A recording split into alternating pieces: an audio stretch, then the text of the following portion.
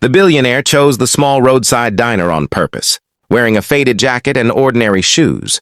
If you believe in kindness, second chances, and the power of small moments to change lives, please like, comment, share, and subscribe to Kindness Voice. Also, tell us in the comments where in the world are you watching from, blending in with truck drivers and tired workers as he slid into a cracked vinyl booth near the window. His name was Henry Caldwell, but no one there knew it.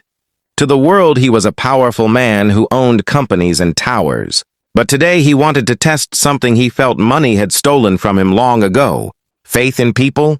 The young waitress who approached him carried herself with quiet grace, her uniform slightly worn, her smile genuine, not forced. She greeted him warmly and refilled his coffee before he even asked.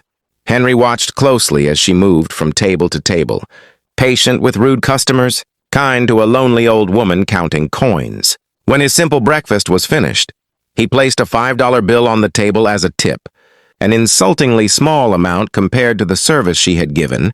Then he waited, expecting disappointment, anger, maybe a sarcastic remark. Instead, the waitress returned, gently pushed the bill back toward him, and softly said, "Sir, I think you need this more than I do today." Henry looked up, surprised, and asked why.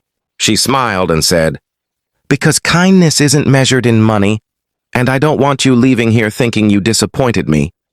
I'm grateful for your business, not your tip." Something inside Henry cracked open. He asked her name. She said it was Lily, a single mother working double shifts to put her son through school. She spoke without bitterness, only hope. Henry asked what she would do if she had all the money in the world. She paused and said, "I'd make sure no child goes to bed thinking they're a burden." That night, Henry returned to his penthouse but couldn't sleep. Lily's words echoed in his mind louder than boardroom deals and stock numbers. The next morning, he visited his lawyer and requested a full rewrite of his will, removing distant relatives who never called, canceling donations that existed only for publicity, and creating a foundation focused on education, dignity, and quiet acts of help. He named it after his late wife, who once believed kindness could change the world. Weeks later, Henry returned to the diner, this time in a suit. The staff froze when they recognized him from the news. Lily didn't. She greeted him the same way as before. He handed her a letter instead of a tip. Inside was a scholarship for her son, a paid education for her, and a position as director of community outreach for his new foundation.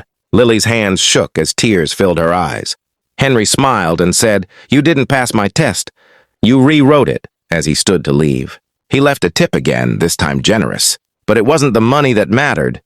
It was the lesson that true wealth listens, true power learns, and sometimes a $5 test reveals a $1 million heart. If this story touched your heart, then like, share, and subscribe to Kindness Voice for more emotional and inspiring stories every day.